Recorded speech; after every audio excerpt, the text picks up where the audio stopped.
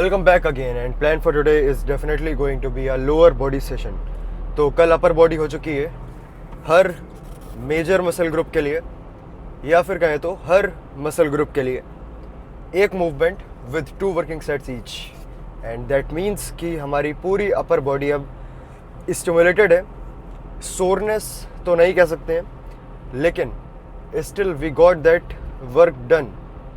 And same the plan will be for today's training approach. मतलब ये कि just like yesterday, आज का भी सेशन कोई बहुत ज़्यादा हार्ड कोर नहीं होने वाला है। It is just to get in to the flow.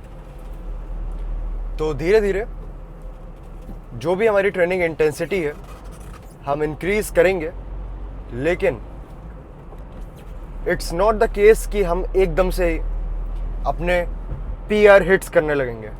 So the thing is we have to strategize this smartly to make come back to a consistent routine.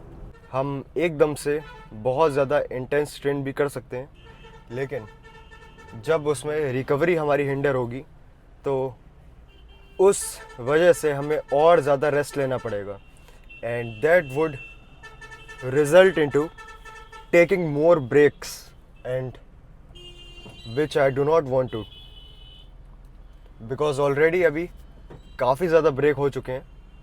तो प्लान अभी यही है, एक कंसिस्टेंट अप्रोच फॉलो करने के लिए हमें थोड़ा सा अपनी ट्रेनिंग इंटेंसिटी और ट्रेनिंग अप्रोच को मैनिपुलेट करना पड़ेगा। और अगर बात करें आज के लेग्स की, so it is going to be a very early and a very quick one. So I think there would not be much talking into this session. So let's get it done.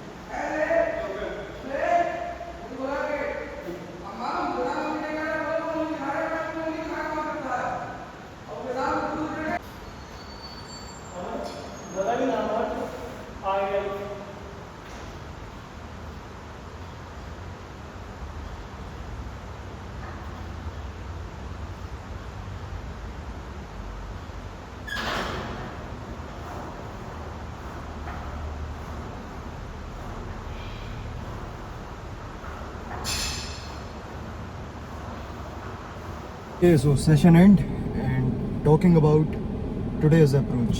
It was a little inconvenient, or we could say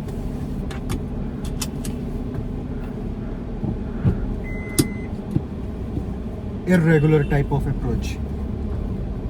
The thing is, we didn't train specifically heavy squats, leg extensions, RDLs and hamstring line curls, and it was just because of relearning the concept of a proper form or execution as per the individual. और यहाँ पे as per the individual बस इसीलिए क्योंकि there is no perfect form. Perfect form किसी के लिए अलग हो सकती है. So there is a subjectivity when it comes to talking about form for an specific individual. हर किसी का बायोमैकेनिक्स अलग होता है. जस्ट फॉर एग्जांपल किसी की लॉन्ग फीमर है, किसी की शॉर्ट फीमर है, तो उसके लिए स्क्वाट्स की जो एक परफेक्ट टेक्स्ट बुक फॉर्म होगी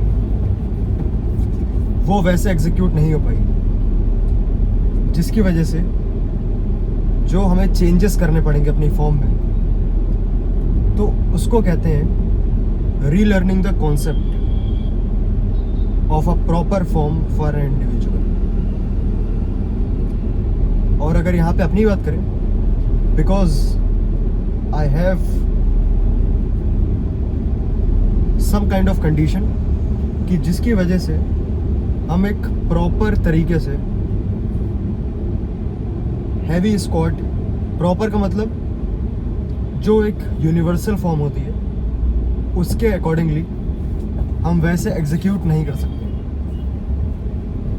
और वो इसीलिए क्योंकि I have flat feet and उसकी वजह से the first thing is I have to train either barefoot or just with socks, और या फिर barefoot shoes भी हो सकते हैं. लेकिन एक चीज़ जो कि हमेशा अवॉइड करनी है वो है cushioned shoes या फिर any type of heel elevation coming from the cushion side. तो फीट की जो भी